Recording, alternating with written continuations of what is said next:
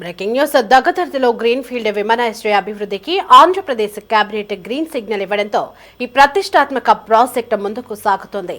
దామవరం గ్రామ పరిధిలో మొత్తం 418.14 ఎకరాల భూమిని సేకరించేందుకు రాష్ట్ర ఎయిర్పోర్ట్స్ డెవలప్మెంట్ కార్పొరేషన్ లిమిటెడ్ కు ప్రభుత్వం అనుమతి మంజూరు చేసింది. భూసేకరణతో పాటు పరిహారాన్ని కూడా ఖరారు చేస్తూ శాశ్వత లీజ్ హోల్డర్లకు ఎకరాకు 13 లక్షల చొప్పున చెల్లించాలని నిర్ణయించింది. ఇక కేబినెట్ సమావేశంలో ఈ ప్రతిపాదనకు ఆమోదం లభించడంతో విమానాశ్రయ నిర్మాణం తొలిదశ పనులు ప్రారంభించే దిశగా కీలక అడుగు పడింది.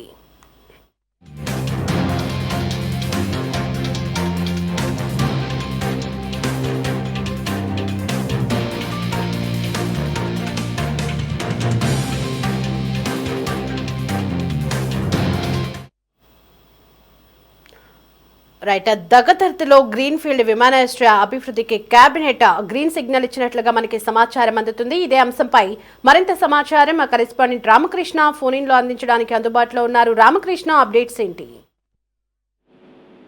దేవి, నెల్లూరు జిల్లా దామవరం గ్రామంలో 418 ఎకరాల భూమిని సేకరించడానికి రాష్ట్ర ఎయిర్పోర్ట్ డెవలప్మెంట్ కార్పొరేషన్ లిమిటెడ్ కు అనుమతి మంజూరు అయితే చేసింది. దగ్గతర్తి వద్ద ఎయిర్పోర్ట్ నిర్మాణానికి ఈ 418 ఎకరాల భూమికి సంబంధించి సేకరణకు సంబంధించి రాష్ట్ర ఎయిర్పోర్ట్ డెవలప్మెంట్ కార్పొరేషన్ లిమిటెడ్ కు అనుమతి మంజూరు చేస్తూ రాష్ట్ర ప్రభుత్వం ఆదేశాలు ఇచ్చింది. శాశ్వత లీజ్ హోల్డర్లకు ఎకరాకు 13 లక్షల చొప్పున పరిహారం చెల్లించాలని నిర్ణయించింది. ఈ ప్రతిపాదనకు మంత్రివర్గ సమావేశంలో కూడా ఆమోదం కూడా లభించడం జరిగింది. దగ్గతర్తి సమీపంలో ఈ గ్రీన్ ఫీల్డ్ విమానాశ్రయ నిర్మాణం వేగంగా ముందుకు సాగుతుంది. భూసేకరణకు సంబంధించినటువంటి సమగ్ర నివేదికను అక్కడ ఉన్నటువంటి నెల్లూరు కలెక్టర్ హిమాంశు శుక్లా కూడా ప్రభుత్వానికి సమర్పించడం జరిగింది. ఈ భూసేకరణ ప్రక్రియ పూర్తయితే జిల్లా ప్రజల చిరకాల కోరిక నెరవేరబోతా ఉంది. ఇప్పటికే విమానాశ్రయ నిర్మాణానికి సంబంధించి టెండర్ ప్రక్రియ కూడా ప్రారంభమైంది. త్వరలో కాంట్రాక్టర్ల ఎంపిక కూడా పూర్తవుతుంది. ఈ విమానాశ్రయం పూర్తయితే నెల్లూరు జిల్లా పారిశ్రామిక పర్యాటక రంగాలకు ఒక కొత్త ఊపు వచ్చే అవకాశం ఉందని చెప్తా ఉన్నారు. ప్రయాణికుల రవాణాతో పాటు సరుకు రవాణా కూడా పెరుగుతా ఉంది. అంతేకాకుండా కడప, నెల్లూరు, చిత్తూరు, అన్నమయ్య, తిరుపతి జిల్లాల ప్రజలకు ఇక్కడి పరిశ్రమలకు ఈ విమానాశ్రయంతో ఎంతో ప్రయోజనకరంగా ఉండబోతా ఉంది. 916 కోట్లతో ఈ దగ్గతర్తి విమానాశ్రయం మొదటి దశ పనులు ప్రారంభం కాబోతా ఉన్నాయి.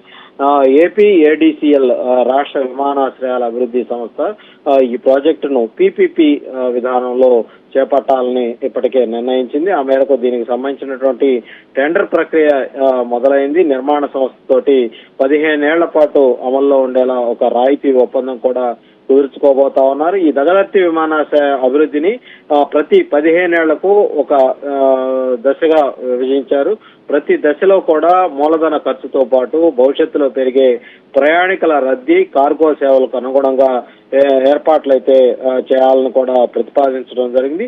మొదటి 15 ఏళ్లలో ప్రయాణికుల రద్దీ తక్కువగా ఉంటుందని, ఆ తర్వాత క్రమంగా పెరుగుతూ 3వ దశలో గరిష్ట స్థాయికి చేరుతుందని ఇప్పటికే అంచనా వేయటం జరిగింది. ఈ కొత్త విమానాశ్రయం నుంచి ప్రారంభంలో ఎయిర్ బస్ A330 అలాగే A321 వంటి మీడియం సైజు విమానాలను నడపాలని ఆలోచన చేస్తా ఉన్నారు.